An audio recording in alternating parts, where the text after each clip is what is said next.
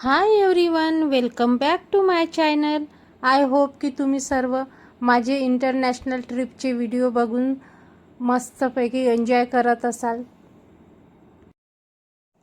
मागच्या व्हिडिओमध्ये मी तुम्हाला आधीच बोलले होते की इव्हेंट जवळपासच होते. मग आम्ही फिरता फिरता तिथेच पोहोचलो. हा इव्हेंट बीचवरच होता. तिथे गेल्या गेल्या बघितलं तर खूप लोक आलेली होती वेगवेगळ्या देशातील.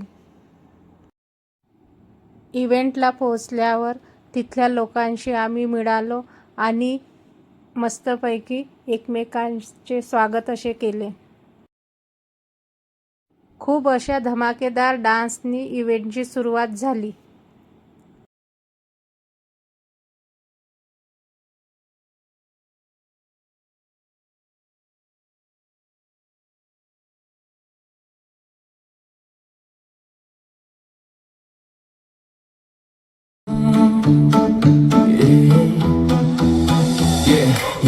Có những ngày ta đi từ con số không, có những đêm chỉ còn niềm tin cháy bỏng. Giờ ta sẽ cuộc đời ai cũng từng hoài nghi, nhưng trái tim này chưa từng quay lưng.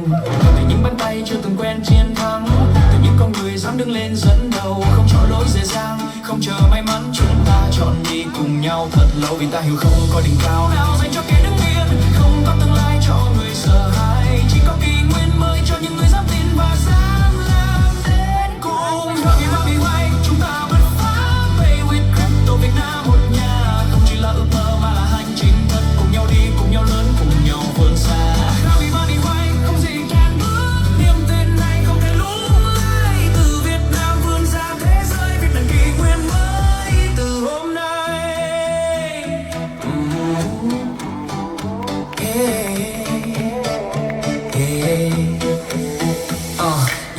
Có những con số kể câu chuyện nỗ lực, có những giấc mơ cần kỷ luật để thành hình.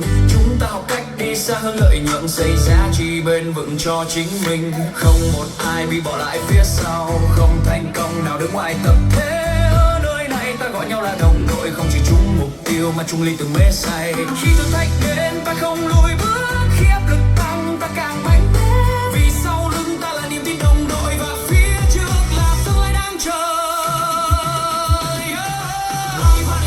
Chúng ta bứt phá, play with crypto Việt Nam một nhà, không bán niềm tin, không đánh đổi giá trị, chỉ lan tỏa điều đúng và làm tới cùng. Chung một nhịp bước, một trái tim, một con đường. Từ hôm nay lịch sử bắt đầu, tên chúng ta sẽ được nhớ đến. Nếu có lúc mỏi mệt hãy nhìn quanh, anh em ta vẫn ở đây bên cạnh. Nếu có lúc nghi ngờ hãy nhớ lại ngày đầu tiên ta đã bắt đầu vì điều gì. Không phải ai cũng dám đi con đường này, nhưng một khi đã chọn ta đi tới đích. Happy anh không chỉ là một năm, đó là bước ngoặt của cả một thế hệ.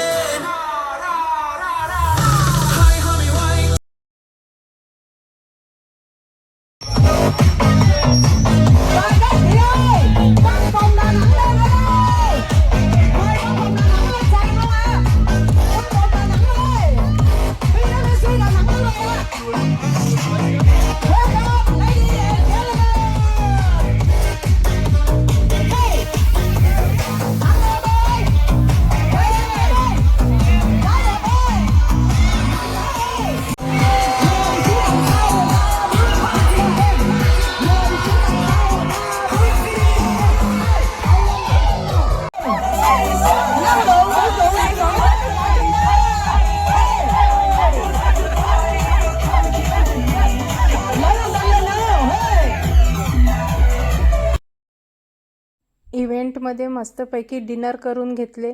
तिथे सुद्धा C फूडच होते, तिथले speciality असते ती. तर तेच आम्ही मस्तपैकी एन्जॉय करून घेतले आणि त्यासोबतच डान्ससुद्धा करून घेतला. कारण की तो प्रोग्रामच असा होता की सर्वजण बिना डान्स केल्याने राहू शकत नव्हते. म्हणून आम्हीसुद्धा मस्तपैकी सर्वांनी डान्स करून घेतले. आम्ही सर्व सकाळीच लवकर उठलो, तयार झालो आणि रूमच्या खाली आलो. ब्रेकफास्ट असा तयारच होता. सर्वांनी नाश्ता करून घेतला. सर्वांना बाय करून आम्ही इंडियाला जाण्यासाठी हॉटेलमधून चेकआउट केले आणि निघालो. पण हॉटेलमधून निघताना मन खूप नाराज होते.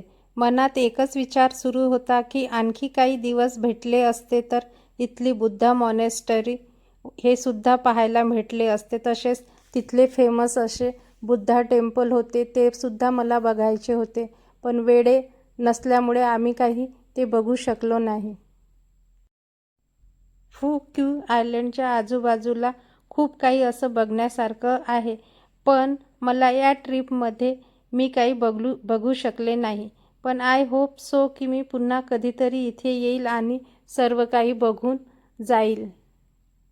मनात विचार चालू असताना एअरपोर्टसुद्धा लवकरच आले आणि ते सुद्धा खूपच सुंदर होते.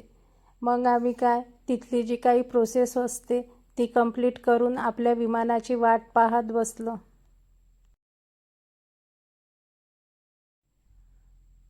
थोडा वेळ होता फ्लाईटला. मग मी इकडे तिकडे फिरायला गेले आणि फिरता फिरता मला तिथे एक शॉप दिसले, जे की मी बघण्यासाठी तिथे गेले की काय आहे म्हणून. तर बघितलं तर तिथे खूपच सुंदर असे टी-शर्ट्स होते, जे की तिथल्या फू क्यू आयलंडच्या नावाने होते. तर म्हटलं आपण इथली आठवण आपल्यासोबत घेऊन जावे आणि मी 2 टी-शर्ट तिथून घेऊन घेतल्या, मी आणि माझ्या मिस्टरांसाठी. आमच्या फ्लाईटची अनाउन्समेंट झाली. मग आम्ही निघालो फू क्यू आयलंडवरून व्हिएतनामला जाण्यासाठी, जी की फक्त 1 तासाची फ्लाईट होती. मग मी पटापट निघाले फ्लाईटवर पोहोचण्यासाठी.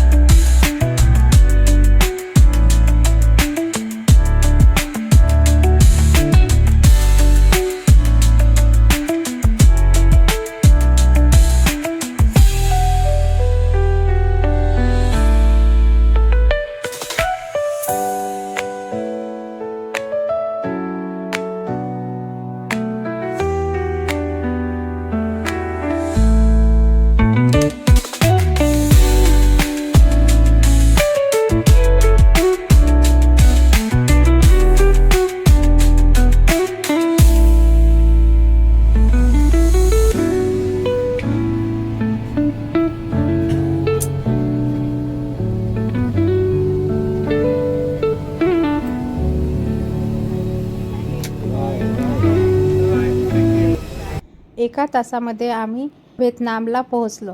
फ्लाईटमधली तर एअर होस्टेस फारच सुंदर होती. तिने मग आम्हाला चेकआउट करून घेतले आणि आम्ही बाहेर पडलो. आमची next flight Delhi to Vietnam अशी होती. ही फ्लाईट आमची 4 ते 4.5 तासची राहणार होती. तर म्हटलं की आपल्याला भूक तर लागणारच होती. तर आम्ही निघालो तिथून बाहेर आणि बघूया म्हटलं कुठला तरी रेस्टॉरंट दिसते आणि तिथेच मग आम्ही मस्तपैकी भरपूर असा नाश्ता करून घेतला आणि आपल्या पुढच्या फ्लाईटची वाट पाहत बसलो. थोड्या वेळाने आमची फ्लाईटसुद्धा रनवेवर लागली. मग आम्ही तिथली जी काही असते प्रोसेस ती करून घेतली आणि आम्ही सर्वजण आपल्या पुढच्या प्रवासासाठी तिथून व्हिएतनामवरून आम्ही निघालो दिल्लीला जाण्यासाठी. विमानातून खालचे दृश्य खूपच सुंदर दिसत होते. दिवसाचे तर विचारूच नका. वरती फ्लाईट आणि खाली समुद्र असेच होते. सगळीकडे रात्रीचा नजारा तर आणखीनच फारच सुंदर दिसत होता. आम्ही एकमेकांना बघून खूपच खुश होतो की चला आपल्या लाईफमध्ये आपण एक मस्तपैकी ट्रिप एन्जॉय करून घेतली. सोबतच विमानातील व बाहेरील सुद्धा नजारे बघून एन्जॉय करत होतो आणि स्वतःवर खूप प्राऊड फील होत होतं. एकदा तरी विमानात बसावं हे सर्वांचंच स्वप्न असते, पण मी एकदा नाही तर 4दा विमानात बसले. जाताना 2दा आणि येताना पुन्हा 2दा. खरंच मी किती खुश असेल हे तुम्ही समजू शकता. आय होप की तुम्हाला माझी ही इंटरनॅशनल ट्रिपची जर्नी नक्की आवडली असेल. फ्लाईटमधून खालचे दृश्य बघता बघता फ्लाईटचे डिनरसुद्धा आले. मग मस्तपैकी डिनर केला आणि म्हटलं आपल्याला दिल्लीला पोचायला खूप वेळ आहे, तर रात्री काय करायचं. मग मस्तपैकी डिनर एन्जॉय केला आणि थोडा वेळ आराम करून झोपलो आणि नेक्स्ट आम्ही आमच्या दिल्लीला पोहोचलो. आय होप की तुम्हाला माझे इंटरनॅशनल ट्रिपचे व्हिडिओ नक्की आवडले असतील. भेटूया